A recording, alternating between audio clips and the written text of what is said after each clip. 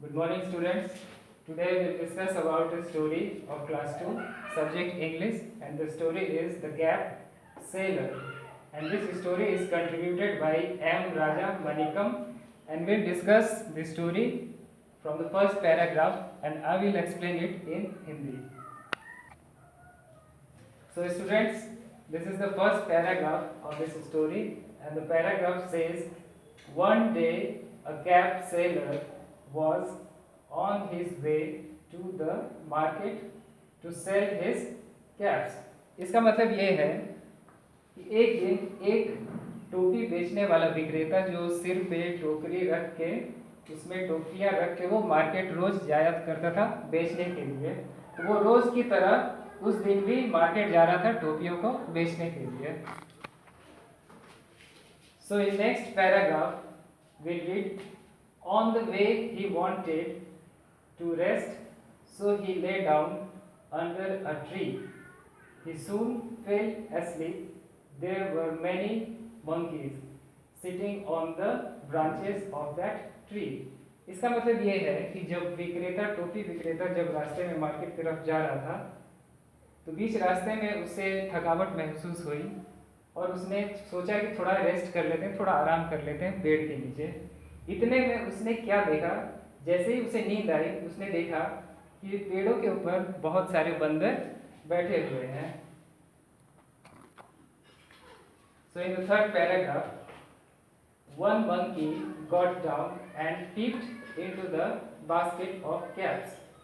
When it saw the caps, it took one and put it on its head.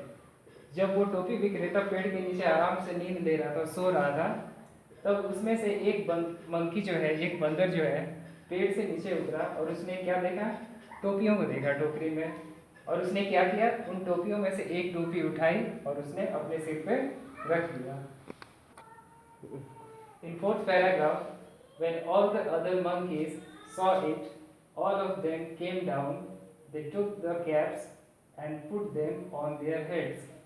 जैसा कि पहले monkey ने एक टोपी निकाल कर अपने सिर पर रख लिया, उसी तरह देखते हुए बाकी बंदर भी पेड़ से नीचे उतरे और उन्होंने भी एक एक कर टोपियाँ उठाकर अपने सिरों पे पहन लिया. Next, what happens? The monkeys climbed back onto the branches of the tree. When the cap seller woke up, he found that his basket had no caps in it. He looked around and saw the monkeys with his caps on their heads. उसके बाद फिर क्या होता है कि जो टोपी विक्रेता था, उसकी नींद जैसे ही खुली, उसने पाया कि उसकी जो टोकरी थी वो बिल्कुल ही खाली थी, उसमें एक भी टोपी नहीं था. फिर वो इधर उधर देखने लगा कि उसके सारे टोपी गए कहाँ पे. फिर अचानक उसकी नज़र पेड़ों के ऊपर पड़ी तो और उसने देखा कि सारे बंदर जो है उसकी टोपियाँ लेकर अपने सिरों पे पहनकर पेड़ों के ऊपर बैठे हुए हैं. Now what happens? He lifted his hand and said shoo. They also lifted their hands and said shoo.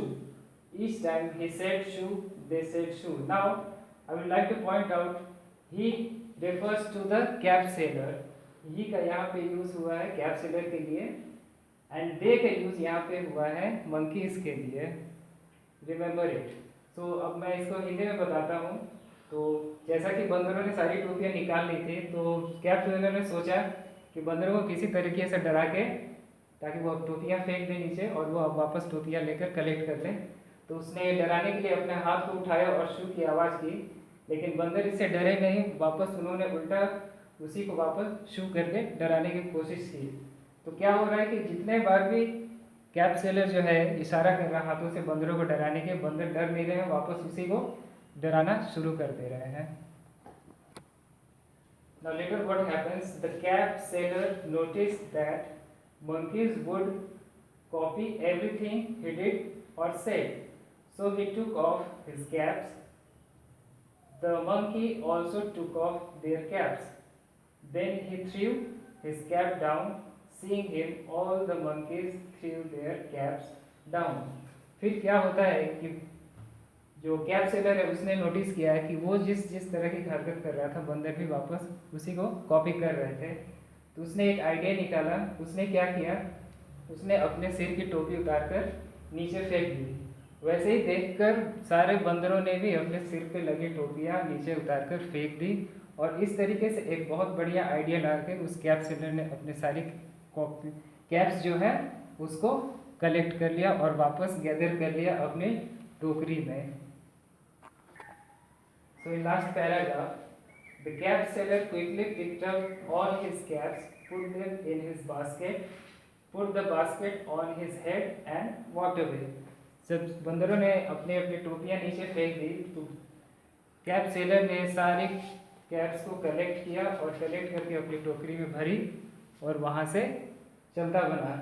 So in the end इस स्टोरी में हमने ये सीखा कि एक साधारण सा आदमी, एक कैप सेलर जिसकी टोपी सारी टोपियाँ बंदरों ने ले ली और फिर वापस हासिल करने के लिए एक बहुत ही सुंदर आइडिया लगाकर कैप सेलर ने कैसे उन बंदरों को बुद्धू बनाकर अपने सारी कैप्स को वापस कलेक्ट कर लिया और वहाँ से चलता बना। Yes. Okay students, so this is the homework for class 2 relating to the chapter 2 of English subject. So these are the word meanings given on the board.